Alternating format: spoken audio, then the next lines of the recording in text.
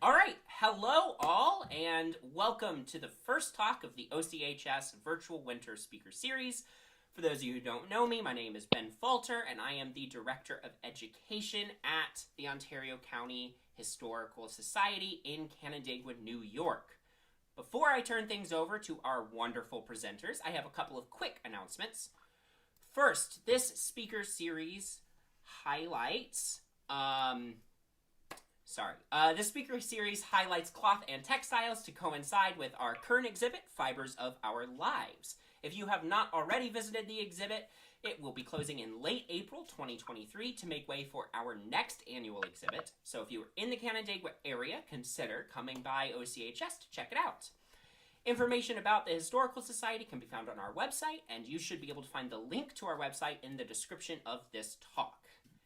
If you have not already looked into the upcoming talks in this series, I would encourage you to do so, and you can find all the information about our upcoming talks on our website as well. I would also like to thank our exhibit sponsors, Canandaigua National Bank, Cats in the Kitchen, Lazy Acre Alpacas, and Peaceful Seams Quilt Shop for their continued support of the Historical Society and what we do. And of course, thank you for tuning in tonight. If you have any questions or comments during the talk, you may type them in the live chat, and I will pass them on to our speakers during the Q&A period at the end of the talk. You may also access video playback of this talk after it concludes from the same link that you are using to tune in right now. But without further ado, allow me to briefly introduce our speakers tonight. Matthew Wedd is the Executive Director of the Conococheague Institute in Mercersburg, Pennsylvania, and Amelia Craven is one of the visitor experience team members at the Institute. The Conococheague Institute is housed within Rock Hill Farm, a well-preserved historic farmstead from the early 18th century in Franklin County, Pennsylvania. The Institute provides hands-on learning experiences, 30 acres of grounds, which include walking trails and picnic areas, historic events and programming, and much more. You can find out more about the Conococheague Institute on their website, which I have also linked in the description. So I will go ahead and hand things over to our presenters. Matthew and Amelia, take it away. Thank you so much, Mr. Folter. It is a pleasure to be the first speaker in this part of the series. And we're excited too because your exhibit and your entire series is something that's very near and dear to our hearts. As Ben just said, the Conococheague Institute focuses on the living history, the frontier of Franklin County. What is Franklin County today outside Mercersburg? And we don't do that as much through detailed scholarship. We don't do that as much through papers. We do it through programming. It's how we very much relate history to the modern audience is by showing them it in life. We offer educational programs year-round. We offer free Saturday programs year-round as well. And as a result of that, we really are changing the way the local youth perceives history. So it's not just dry facts in a book. It is literally something you can tangibly do. Starting a fire with flint and steel, chopping wood with an axe, those simple everyday things. Because at Rock Hill Farm, there were no famous battles. There were no famous people. It was just an average farm with average people living, doing daily things. And so footage there from one of our programs earlier in the year really highlights that. In this program today, we are going to focus on clothing and textiles of the 18th century because the frontier period is what we focus on. 1730s to 1770s is our frontier. Before we go into that, though, I'm an executive director. I love public history and tourism. That's why I do this, is to kind of bring history to life to a new generation. A little bit about Amelia. Amelia, what makes this subject so important to you? So I have been doing things with textiles and with clothing since I was very, very young. And it's something that I just sort of threw myself into. It's always something that I've considered as a job and stumbled my way into the history aspect of it and basically fell in love with it. That's good. Amelia has been a wonderful asset to CI. She started off as a volunteer, became a staff member, and now we can't think of titles to invent for her. The Director of Textile Stewardship, the Director of Fixing Things I Break. And so a lot of this program today on clothing and textiles, Amelia will be leading the way on it. And I'll just be interjecting here and there. So I'll share my screen again. I'll bring up the old slideshow. And away, away we go. So, Alrighty. Oh, go for it. I was just going to say, yeah, so 18th century clothing and textiles, cut, construction, production. If you signed up for this speaker series, you probably know that is going to be the gist. And we're going to break it down to various sections, kind of as we understand it. Because understanding the clothing of a time is important to understand the time. Yes, we could talk about cooking while wearing modern clothes and do that cooking very well, but visual appeal is a big part of what people see. So that dressing 18th century helps us do our job better. And so we also want to help people transport themselves back in time. So think of this presentation as a primer, if you will, of if you've just been thrown back into 18th century frontier, what do you need to know about the textiles and the clothes of the time period to survive as one of them? All right. And so to begin with then, we start off with what the things are actually made of, what's available. Yeah, so the first sort of basic thing to talk about with textiles, especially if we're talking pre-industrial revolution, is what fibers are they made of and how are they put together? How are those fibers interlocked into an actual finished fabric that you can do things with? On this slide, there's just sort of a brief list of some of the general 18th century fibers.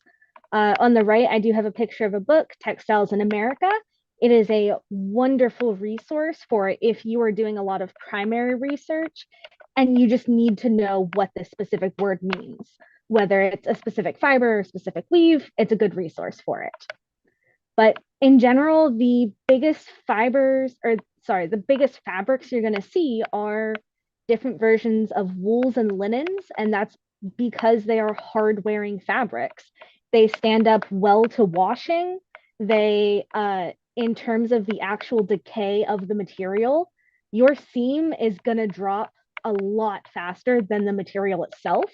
And that's part of the reason we see a lot of 18th century materials being used into the 19th century and being reused over and over and over. I might tear a hem on a skirt 3 different times, but eventually I can recut that. So with 18th century fibers, we see a lot of these thicker and hard wearing materials. With wools, it's thicker stuff like broadcloths used for outerwear, thinner materials used for summer wear. Wool keeps you cool in the summer. Similar thing with silk. It is one of the more expensive fabrics, but you can afford a silk ribbon even if you're on the frontier. Same thing with cotton. Cotton is going to be a lot more expensive. It is a lot harder to produce and a lot more expensive to produce at this time. It also doesn't take dyes well. So it's going to be a lot more expensive. A lot of it's going to be imported, things like that. It's something that while you can get, it'll just be a little bit harder or a little bit more expensive. So it's your specialty fabrics, the way we think of like satins today.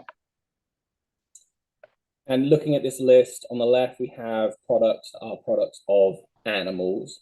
On the right, we have products that are products of plants. And that comes up into how those different textiles are going to be used. Those plant-based fibers, cellulose-based fabrics, can resist water and being boiled. So they make hygiene a little bit easier. Anyone's ever put their wool stockings in the tumble dryer, they'll very much realize that you cannot get wool hot. You will ruin it. Washing it is bad. And so we see different uses of clothing based off the textiles that are there. As Amelia said in that book, there is hundreds and hundreds and hundreds of different subtypes of each of these material types. So if you've been thrown back in time and you walk into a tailor shop and you say, I want my suit to be made out of linen, he might say, what type? Just say linen. Keep it simple. Don't try and get bogged down in the details.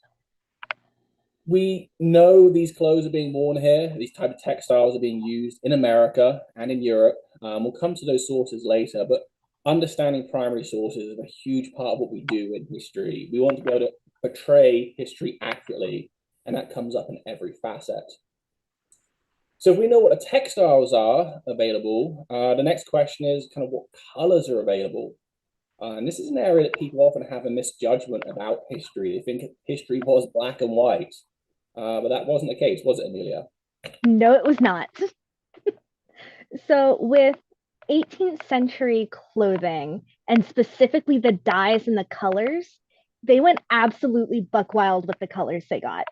It's a lot of times we look back and we look at paintings or watercolors or any sort of colored version of history, and we see it's faded, it has some sort of tone over top of it.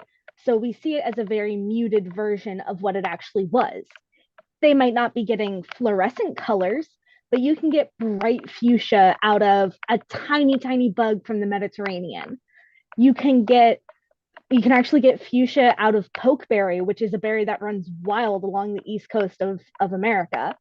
There's a lots of different dyes you can get. And because at this point we are still using natural dyes, synthetic acid dyes don't come around until about the 1830s. So at this point, we're still using natural dyes. These are all plants. A lot of these are native to the Americas, so they are very much a hot commodity. In the New World, you can get this gorgeous bright yellow. And we don't usually think of colors as being world changing, but literally a large part of colonialization was going to countries that had things that were desirable, indigo being a huge example of that. Okay. Put something in the chat one moment. There seems to be a clicking noise coming through on one of your mics. Definitely not mine. I'm not touching anything, but I did hear it as well. That is mine. I may have to change my headphones.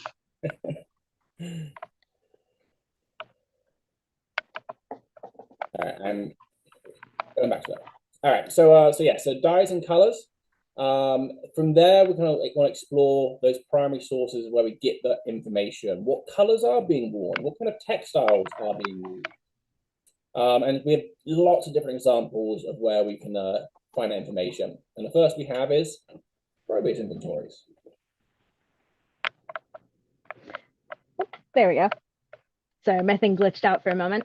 All right, so with like Matthew said, one of the first places we can get descriptions of what people wore and what people owned is with their probate inventories. It is just what they had. These are lists of anything that they had that had value. Anything from furniture to fibers to dinnerware, lots of different things. The one pictured here, we actually have, this is from David Davis, who did live at Rock Hill Farm on CI's property. And one of the things in his probate inventory are 2 sets of a coat, waistcoat, and shirt for menswear, a pair of buckskin breeches, and 4.5 yards of wool cloth. So this is something that we know for a fact that they had, that they could afford, and that they considered valuable enough to put in their inventory. Probate inventories like this are also super useful for us in really defining how we portray ourselves in history. We are on the frontier of Pennsylvania, and people do have this conception of frontiersmen being bearded men with coonskin hats and rifle frocks. And while there are people that did dress like that, we can look at this inventory of David Davis and say he definitely dressed just like everyone else, in a shirt, in waistcoats, in coats, and breeches.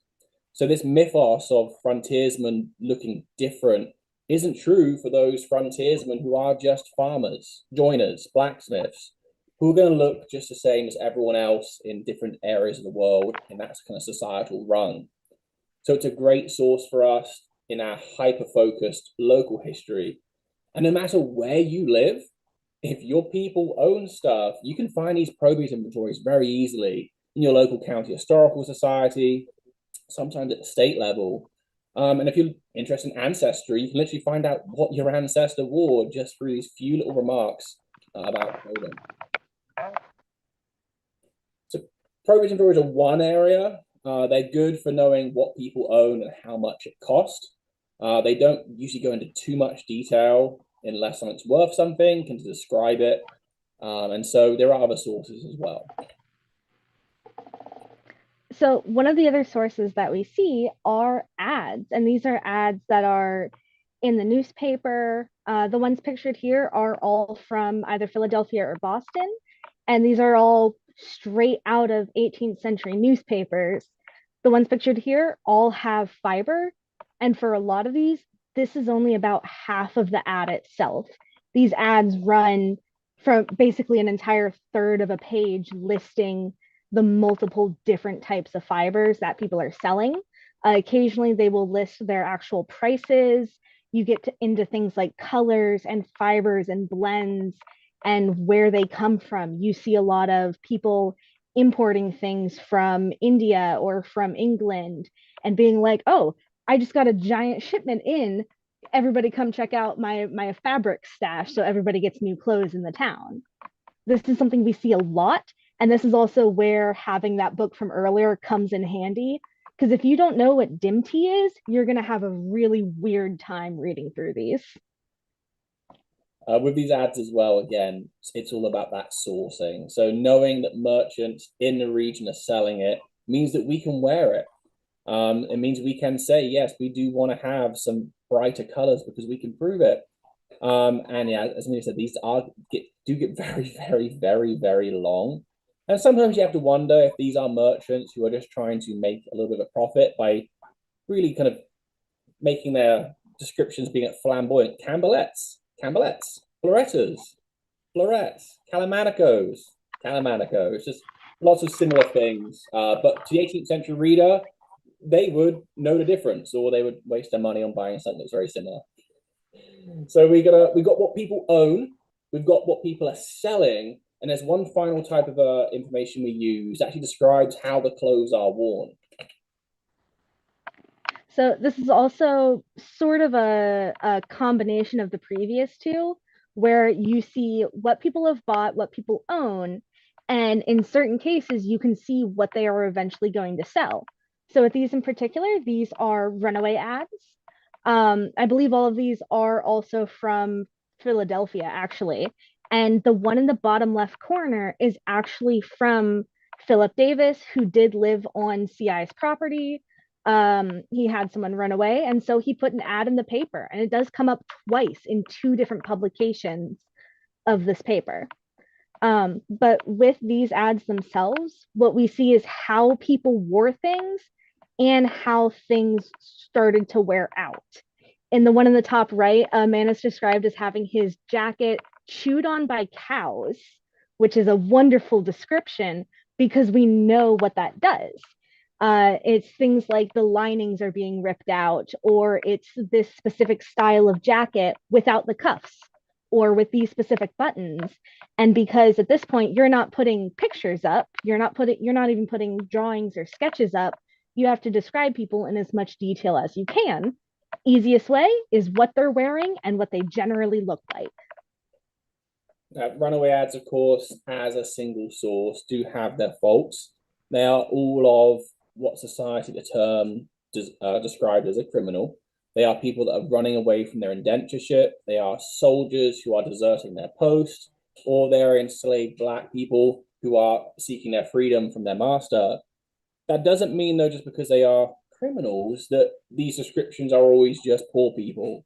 Yes, our James McCurry was wearing an old greasy hat and half-worn grey jacket, but the French runaway at the top is wearing a nice beaver hat and a Wilton suit of clothes. Wilton is an area in southern England, and obviously at the time that was a describer which I don't know of, but people understood that's the Wilton look. So again, people understanding fashionable terms that have unfortunately been lost to history. So we've got the textiles, the colors, all the fabric and how they're being worn. So we want to go back to that kind of standpoint of you are being transported 18th century. You now know basically what people are wearing, but where do you put it? What order do you put it on? And so we're going to break down these different items, starting from kind of underwear and going up for both men and women. So leaving this presentation, you could get dressed in a pair of black worsted stockings, old core shoes with brass buttons, 2 homespun shirts and a felt hat, etc. So you can get dressed as an 18th century person would. clicked out the screen. There we go. So in terms of 18th century clothing, very first thing you're going to be wearing, your first layer, no matter which gender you're dressing as. For women, it's going to be your shift. For men, it's just going to be a plain shirt. We do have them pictured up on the screen. The shift on the right is a doll shift, but really the only difference between that and a life-size one is the keyhole slit right at the very front. With the men's shirt, you can see this one does have a ruffle. That comes about a little bit later, and in the 18th century, it's more fancy. That does start to come around by the end, though. Other than that, these are great examples of it. So both of these are going to be made of either linen or cotton, and that is for multiple different reasons. One, wool is really itchy as your base layer, and two, with plant-based cellulose fibers, they're going to wick away moisture much better than anything else. They're also going to stand up to the hard 18th century laundry practices. These are things that can be boiled and bleached and set in the sun and beat up, and they will still turn out pretty much okay. In terms of the actual setup and look of them, or rather the construction of them, they are very basic. A lot of times you do see these being made at home. That's just because they're basic things to make. They're made out of squares and rectangles, and they're made so they can be constructed out of a very economically out of one piece of fabric. The shift on the left is made purely out of rectangles. The shirt on the left is made purely out of rectangles. The shift on the right is made out of a combination of rectangles and triangles. That sort of extra volume at the base, that's constructed by gores on the sides. There's gussets underneath the arms that allow mobility. It's a very basic thing to construct, and it doesn't require a lot of finessed sewing. One big thing to remember with these is these are literally your underwear. That very name, underwear, you wear it underneath everything else. As Amelia said, because they are made of plant fibers and they can be changed and laundered often, you can wash them very hard, and you're going to need to. This garment is laying against every single layer part of your skin, and the sweat and the toxins that are absorbed into it are going to need to be boiled out. I shower and bath on quite a regular basis, which wasn't true of the 18th century person. And I will say my armpits in these shirts after a few days of wearing get pretty nasty. And so a week's worth of grease and grime is going to need a hard washing. On the bottom half, you have to bear in mind that this is literally the underwear. It hangs down to about your knees, and kind of you wrap it around your nether regions. So again, this fabric that's touching your nether regions for a long time is going to need some heavy washing. And I'm not sure if I've noticed it before, but it does look like there's a little bit of staining on this shirt right on the front in a specific area. There may be. If you happen to wear these clothes, don't wear modern clothes underneath. That having the plant fibers pressed against your body, it does absorb the sweat well. Whereas if you wear modern Under Armour, you wear modern underwear, it is going to change how they work. So these work for a reason. Yeah, it even comes about in wintertime. If I'm wearing my modern, long base layer, I get way sweatier than I do in just the shift. There's a reason plant fibers are used for that. They work very well. So yes, underwear for men and women's is the same to begin with. Women's shifts are a little bit shorter due to the kind of different work they're going to be doing.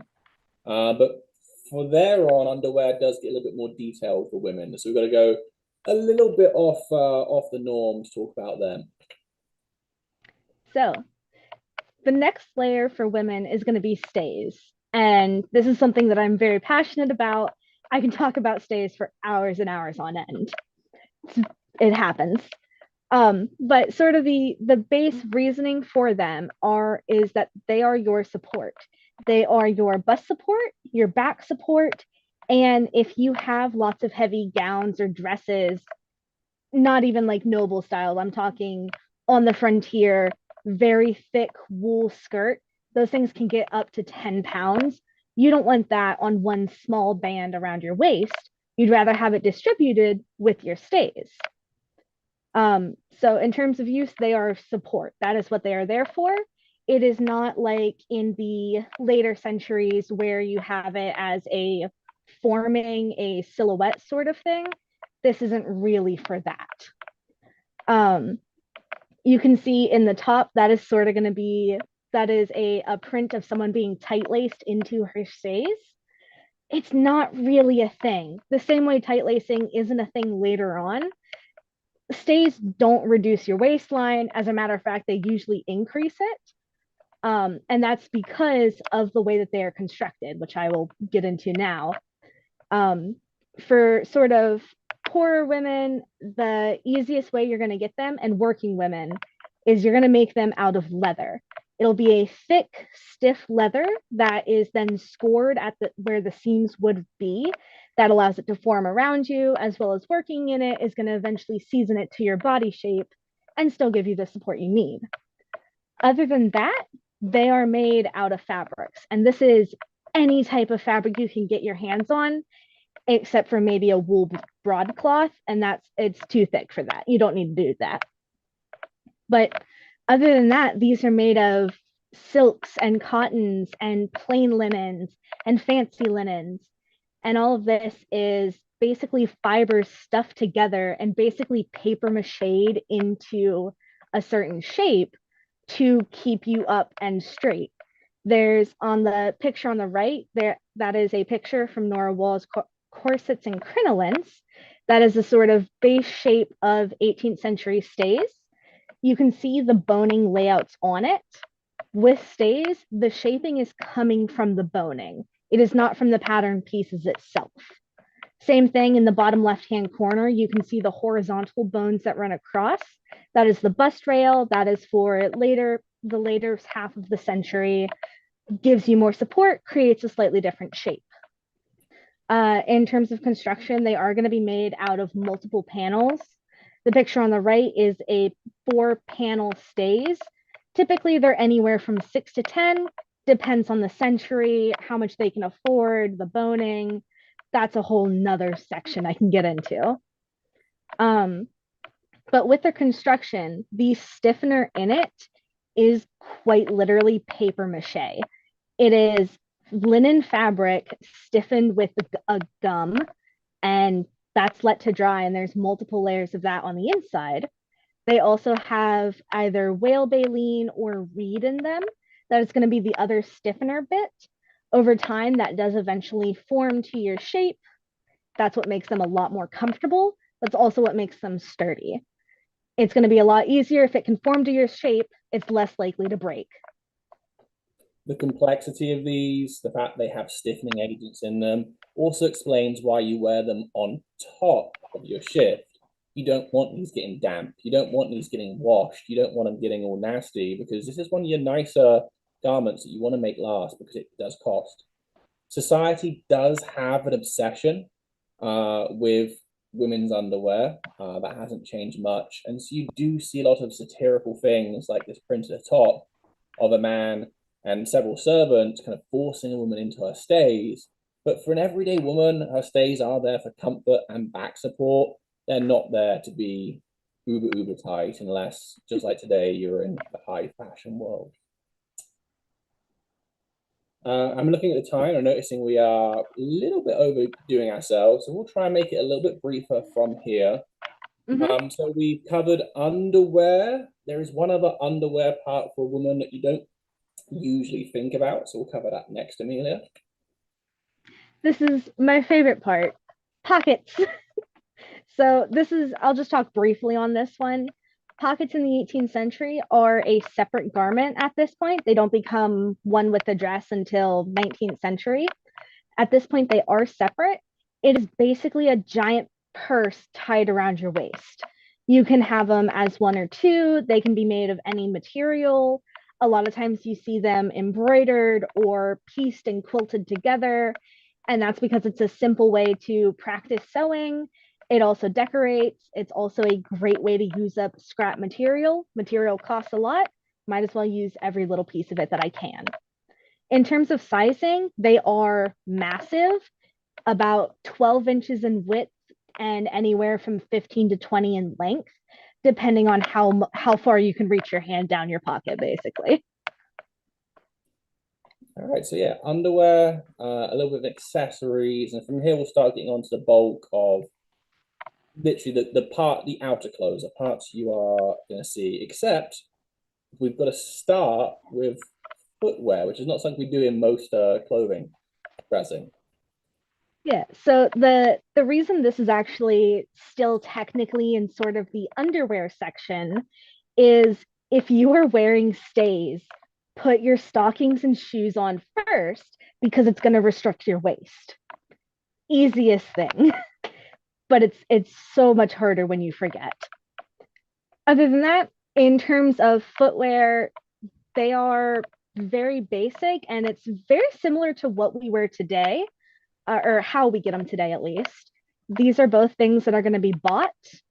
Typically, in terms of shoes, they are typically made out of leather. You see wool, you see silk sometimes. The latter two are typically for women's shoes. You can see them closed with buckles, with ties. Those are sort of the two main ones, but there's multiple different styles, just like there are today. It is not all just the standard buckled shoe like we think of sometimes. It is. We very much we cookie cutter history a lot, and just right here seeing two different shoes right next to each other and a third one here, it really does show that we definitely view things wrong sometimes in our history books. Yeah, we do it a lot with clothing, I see, especially. Then again, that's also my topic, so yeah. Um, in terms of the rest of footwear is stockings. Everybody needs stockings. The leather shoes are not comfortable without socks. The biggest difference between historic stockings and modern socks is how they stay on your leg. With modern socks, we have elastic, we have rib knits, we have things that actually stay and theoretically don't cut off your circulation. Historically, we don't have that. Rib knits for elasticity isn't a thing yet. You barely see it with some Pennsylvania Dutch, maybe. But at terms of this point, it is just sort of loose fabric, so they are held up with garters. It could be anything from as basic as just a plain ribbon or tape to fancy embroidered ones that you see sometimes. And that is what you see in surviving museums. That is what you're going to see. You're not going to see someone's tape and they're going to be like, it's a garter. We don't know that. It could be anything. In terms of what they're made of, it's the same as a lot of other clothing. It's any material. You see cotton, silks, wools. They all have their individual uses. You see different styles from plain colors, plain white ones, ribbed, clocked, which is sort of the embroidery around the ankle. They are going to be tight around the leg like a modern sock. They are constructed similar to a modern sock. A lot of times you see them on a knitting machine. That is sort of something that is considered to be part of the start of the Industrial Revolution, is the knitting machine in the 18th century, because it's a huge thing. Trying to knit something that fine by hand takes forever. I can do a machine, I can do a row in a few seconds. Much easier. And that's part of the reason they are bought rather than made. Same thing with shoes. It would be a whole trade that you would have to learn that would take extra time. Easiest if you just go to the shops and get it yourself. Keep in mind that while fashion does dictate the way things should be worn, just like today, people wear them different ways depending on what they're doing. Having a tight stocking for a man helps show off their calves, which was a nice feature of a man. But here we have, this is a simple young man. His stockings are all baggy and they're tied over the top of his breeches, which people did do for warmth. And so, yeah, he looks quite frumpy, but he's just wearing them differently in a different situation, in a different context. All right, so shoes and stockings. Now we go on to kind of proper outer clothes. Yeah. So at this point, we're sort of switching genders, going to the male clothing. For the bottom layer, it's typically going to be a pair of breeches. It's usually between breeches and trousers. Breeches are going to be sort of your everyday wear for anyone of any class. Trousers are used more for active work. Anything that needs to get dirty, trousers are going to be easier because they are a coverall. You do see them worn over top of breeches. It's your dirty clothes, it's your work clothes. In terms of the fit, they're going to be tight around the thigh and loose around the seat. And you see it a lot because of horse riding. Easiest like that. You can see the pattern in the bottom right. That is a pattern for a pair of breeches. On the left-hand side is the front with a fall front. And the one just to the right of it is your back pattern piece. It is a very strange shape from how we see modern pants patterns. The crotch seam is completely different shape from what we see now. In terms of the actual like fit themselves, you see the fall or fly front at the front. They can also be tightened or loosened with a gusset at the back that has either laces or ties or some sort of adjustable closure there. These do also have built-in pockets. I have seen some with upwards of 5 or 6 pockets. You can get away with 2. They can go in side seams, on the fly seam. There's a bunch of different ways, or the fall rather. Breeches and trousers for men, and like Amelia said, as laborers, this is a good example of a sailor. Because they are so tight, breeches do restrict your movement to a degree. And so if you're climbing the rigging of a ship, or if you're hoeing a whole bunch of turnip rows, the trousers are much more amenable to that. But we suffer for fashion sometimes. For women?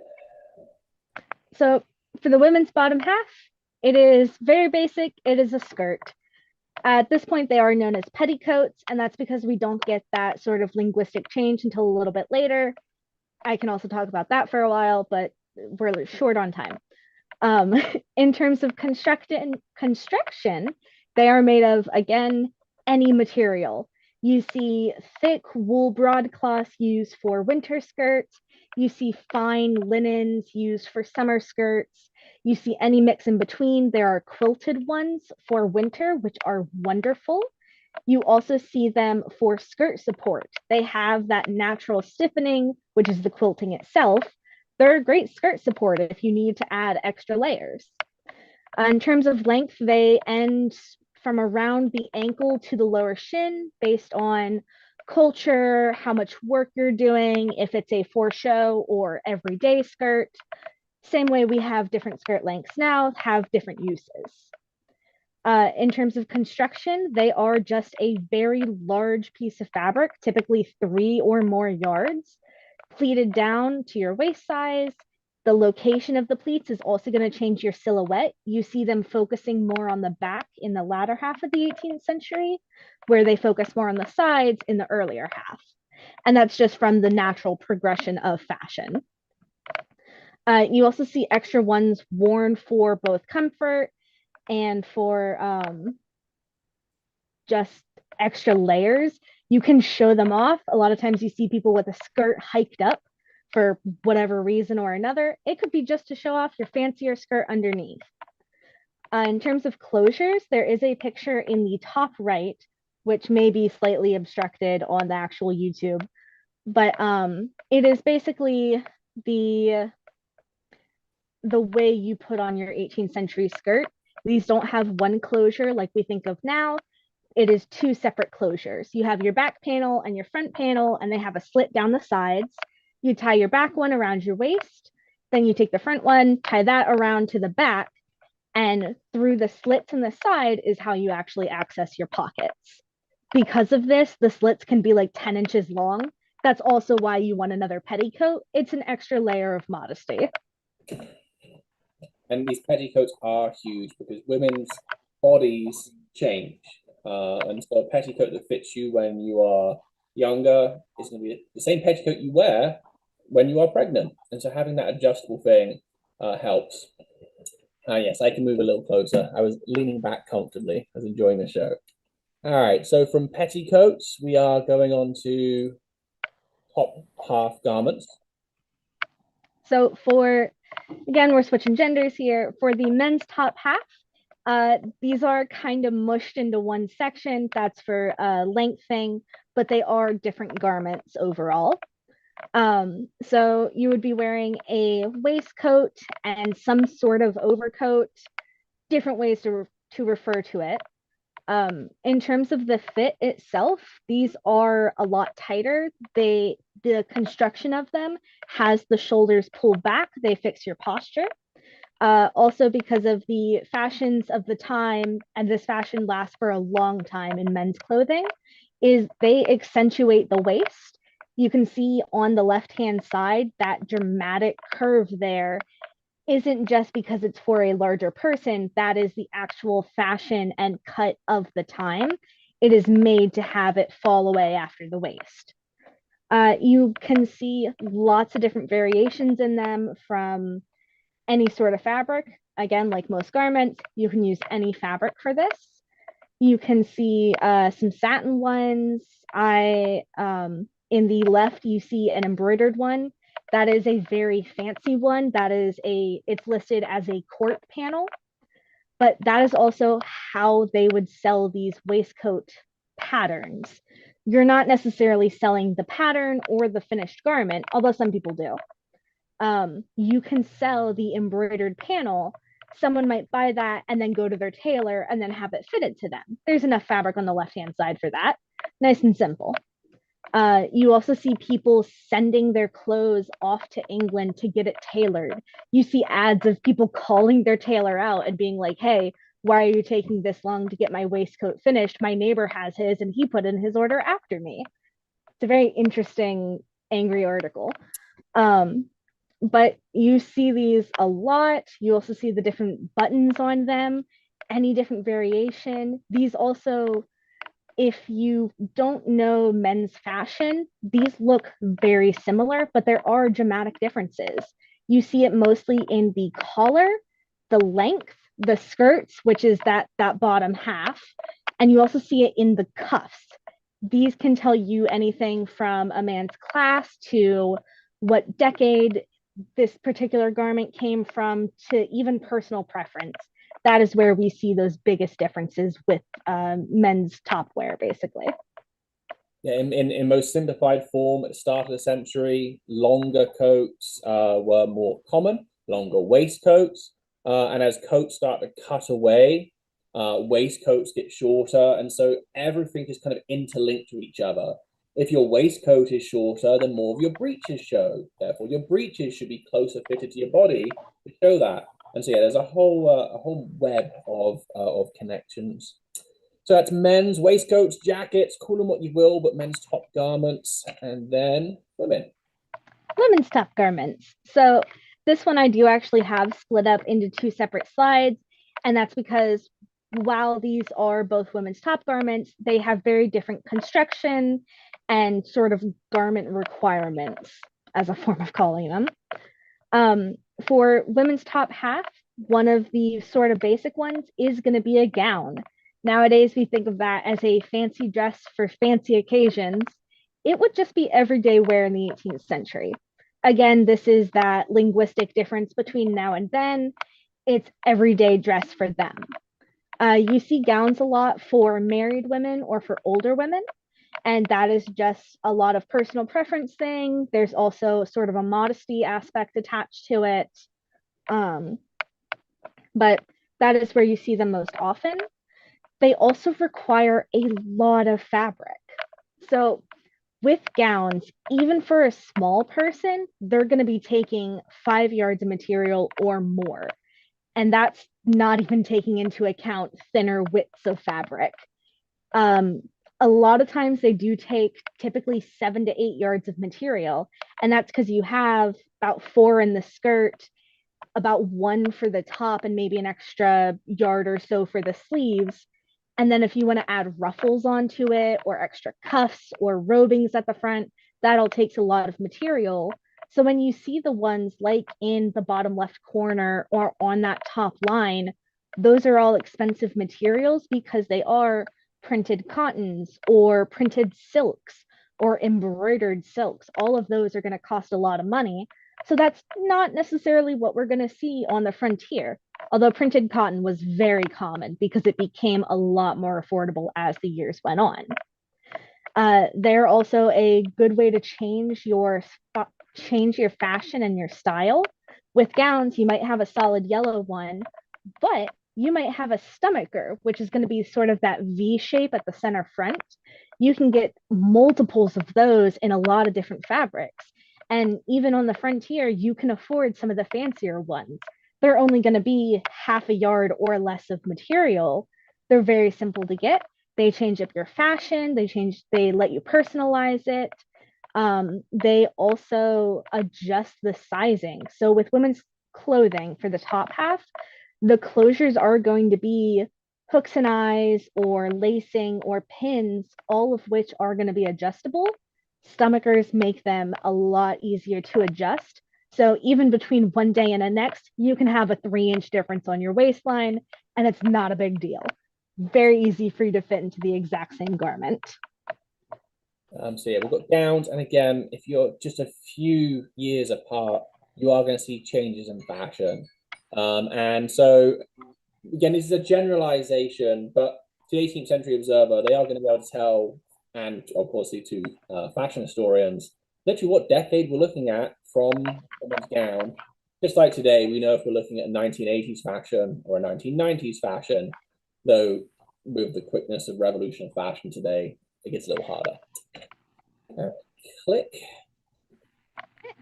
So the next half of women's top clothing are going to be jackets and bedgowns. For the first half, for gowns, like I said, those are typically for married women. They take a lot more fabric. They are taken to a dressmaker and made there. They're typically made with draping versus drafting. That's a whole nother thing that, again, we're shorter on time, so we're going to skip that. But in terms of shorter jackets and bedgowns, these are typically for younger women. The bedgowns and short gowns are going to be used for working. That's because they are looser garments. They let you do a lot more. Like the men's clothing, the shoulders of women's gowns and jackets are made to fix your posture. They pull your shoulders back, harder to lift your arms above your head. But if you're wearing a loose gown, like a bedgown or a short gown, it's kind of like wearing a bathrobe in terms of fit. You can move around in them. You can actually work in them. And if they get dirty, it's not that big a deal because they're typically covered with aprons. They're typically closed with aprons, bedgowns specifically. You'll also see what's called a caraco, which is sort of that mix between a gown and a jacket. It's constructed like a jacket, but the skirts end right around your knees. So it's kind of long, but it has different construction. You can also see on the picture on the right, the yellow damask jacket actually has panels inserted into it on the 2 different sides there. Probably comes out to about 3 inches total, but that's even with your stomacher, if you need extra width, this is a garment that's going to last you a long time. Damask holds up very well. So that garment might have been worn by someone for 15 years. If you need to add the extra inches, you do see that piecing on them. It's the same thing. That's part of the reason we use bedgowns a lot is they're going to last longer. They're not fitted to you, so they have wildly different sizing. You think we are dressed now, and although we are, again, pushing time, we've got a few more things to really make the outfit. If you don't have these things, you are going to stand out in society as abnormal. So, click. Yeah. So, the first sort of standard thing for you to wear, or for extra,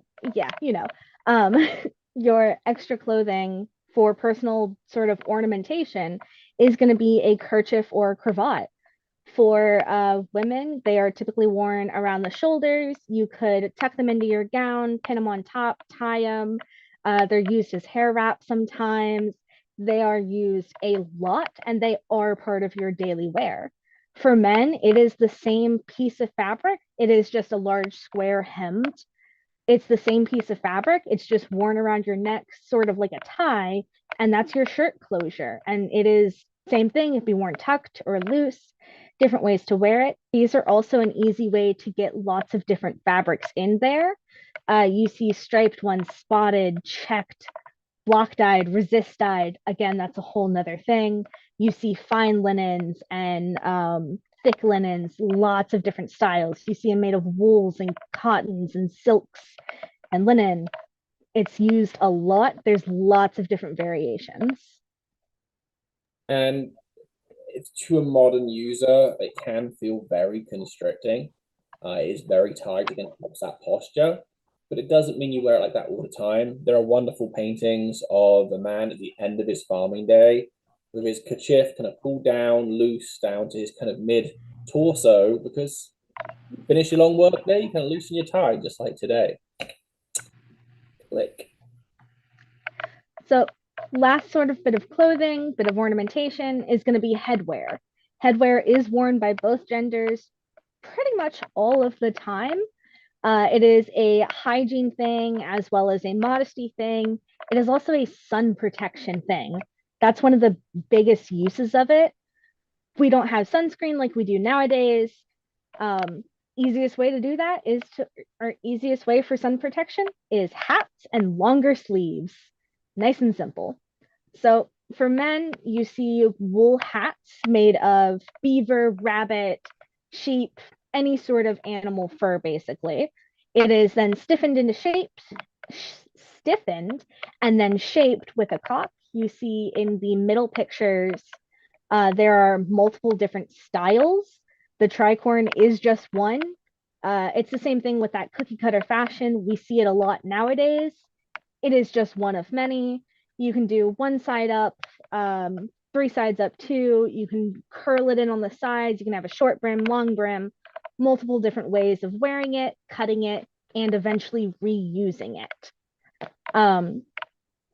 For women, your first headwear is going to be a cap, typically made of linens, cottons, or very fine silk. These are sort of just plain fabrics that are your hair covering. They're typically made with a circle base, and then you have lappets attached onto it that sort of frame your face. You also see lots of ruffles and pleats attached to them. You see super fancy, like double ruffles with lots and lots of fabric into one section.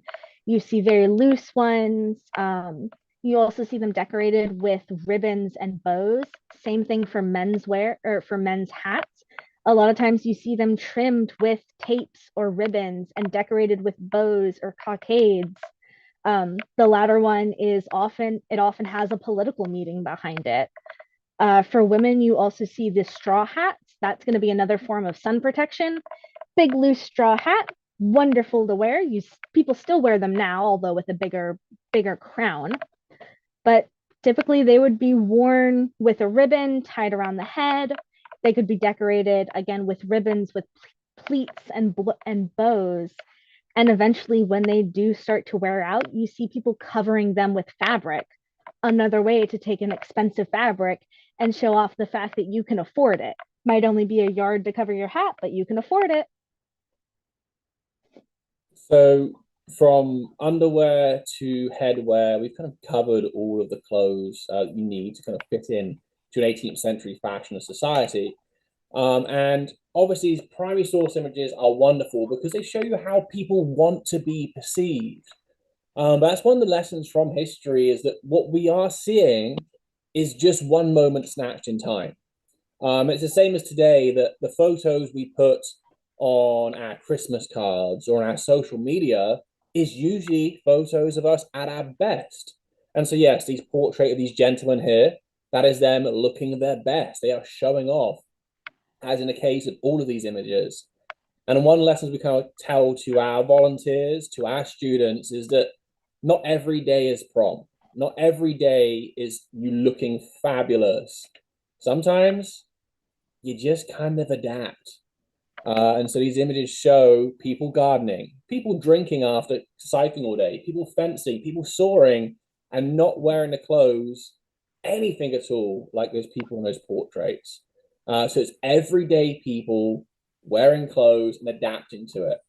And again, for us, because we are a kind of frontier farm at the Conococheague Institute, we end up wearing our clothes a lot more like this than those portrait people do, because we are literally cutting our apple trees back, or we are hoeing up the ground. And it is hard to do that when you're wearing a three-piece suit of tightly tailored broadcloth. With that, I have the leisure to stop sharing my screen, and I lose a whole bunch of stress about messing up the technological things. So from here, hopefully, Benjamin, you can pop in with some questions, and Amelia and I can field them as needed. Yes, thank you both so much for the wonderful presentation. We already have a couple of questions, but of course, if you are watching right now and you have a question, feel free to type them in. We'll try to get to as many as we can in our remaining time. Really quick, though, I would just like to apologize for technical issues regarding closed captioning for this talk. We will be looking into the issue to find solutions as we move forward. And as for this talk, captioning should become available on video playback. We do appreciate everyone's patience with us as we work out the kinks during our first year of this program. So apologies for that, and yeah, like I said, we will be looking into the matter. But let's move on to our questions. So the very first question we got was originally sent during the section on undergarments. And the question is, so they didn't wear underpants/panties, or I guess what we today would think of underpants/panties? So you do see references to underdrawers. Often, literally, imagine a smaller pair of breeches, or what we might think of as men's boxers today, and often they're woolen, and you wear them in winter as underdrawers. And sometimes kids will be sewed into them before the winter period, so kind of like thermals I'm wearing today. But no, you don't see underpants, you don't see bras, because again, there is that concept of those toxins. People believed that there was poisons coming out of your sweat. And so by removing your underwear, your shift or your shirt, you've removed those poisons and toxins from your body. And so it was part of it was that different concept of personal hygiene. All right, great. Okay. Next question then.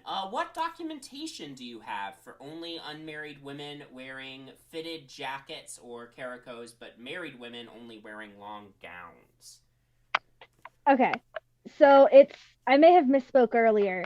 It's not necessarily that married women only wore this and unmarried women only wore this. It is rather what we see looking back, looking at what people comment about. So this is something that you see in a lot of things like gentlemen's magazines and gossip columns and things like that, where you see people going and complaining. I recently did a paper about younger women's dress. One of those is older women and men complaining about young women and these young girls on farms wearing shorter jackets or wearing riding habits that imitate the masculine fashions of the time. And so it's something that we do see, but it is from a sort of criticizing perspective of gossip columns and things like that. You don't see it as much in sort of diaries, but it is something you would see in like runaway ads or personal like descriptions of what people are wearing. It's just a trend that does pop up. It's very much a sort of survivorship of people complained about it, so we know someone did this at some point, Right. and it was enough for multiple people to keep bringing it up. That being said, if you've ever met a 20-year-old girl, we will just wear whatever. We don't care. It just happens. And it's if you really get into it, that is what sort of leads fashion, is specifically young women getting into clothing and not caring what people say, and that's what makes it pick up and sort of become popular. You even see it nowadays. You see it sort of with like celebrity clothing, but it's also something you see in like the 80s and 90s, with sort of the biggest exception being the 40s and 50s. With the 20s and 30s, that is a lot of young women wearing that fashion forward clothing. Same thing, 60s, 70s, and 80s, that is young women wearing fashion forward clothing. And from there, it snowballs into being the fashion of the time. Same thing with the young women, or with the unmarried women versus married. It's just that trend that we happen to notice. And part of it as well is maternity. When a Yeah. huge part of womanhood in history was, as soon as you're married, you're going to be having a lot of children, kind of back to back. That does affect the kind of clothes you can wear and you do wear. Yeah. It is also a pricing thing, I will say. If you are in a family with however many girls, your parents might not be able to afford 7 yards to get you a gown, but Right. they can afford the 2 yards to give you a nice jacket. You get married, you just got a dowry, you probably got some sort of engagement gift. You're going to go out and buy yourself a very nice dress that you're going to wear forever. But still, That all makes a ton of sense to me anyway. Hopefully it makes sense to the person who asked the question. All right. I think we'll just wrap up with one last question. So, about the pockets. First of all, they're beautiful. The question is, though, that are those in your collection / based on something you have found in probate records? It seems like the design can really tell a story of the people and culture. so the ones pictured there, for the most part, are from the V&A collection. You can go to their website, just look their collection, search pocket, set it to the 18th century. You will find them, they'll come up. And one of them might be from the Met. However, we do have one pictured on there that was made from a program over the summer. One of the young ladies made a pocket as part of her sort of final presentation thing. But she made a pocket, she took the pattern, found her fabric, and made her own. I haven't seen any in probate inventories. However, with a lot of women's clothing, sometimes that does just get lumped in with as like a women's set of clothing or a woman's habit, something like that. Um, I feel like if you look at like the Colonial Williamsburg inventories, you might be more likely. And that's because these are people who have the nicer ones and they might consider that something that needs to go in their inventory. But in terms of frontier and sort of lower class, it's not really something we see, but we do see references to it. It's something that survives even with like nursery rhymes. My favorite is the Lucy Lockett lost her pocket, Kitty Fisher found it. Not a penny in it, but a ribbon round it, something like that. I forget the full thing. But it's that 18th century pocket. It's something you see with poorer women. Everybody uses one. It's easier to hide your bag underneath your skirts than to carry one with you. You're less likely to get pickpocketed. Sure. Heavy quotations on that one, but yeah. Well, I will say that my fiance is always wishing that women's clothes had more pockets today. So yeah, they're wonderful. I use mine in my modern skirts. They're great. Yeah, well, thank you again so much. I think we will go ahead and wrap up here, but I would just like to share the compliments of the chat. People who are watching live did really seem to enjoy the talk and the information you provided tonight. So both of you very much for joining us tonight. For those of you watching, thank you for watching. And as I said earlier, you can watch the video playback, by clicking on the link, and check out the other speakers in this series as well. And we will see you watching in chat. We will see some of you, hopefully, on January 5th for our next talk. But with that, we will go ahead and sign off. So I hope everyone has a good night, and we'll see you next time.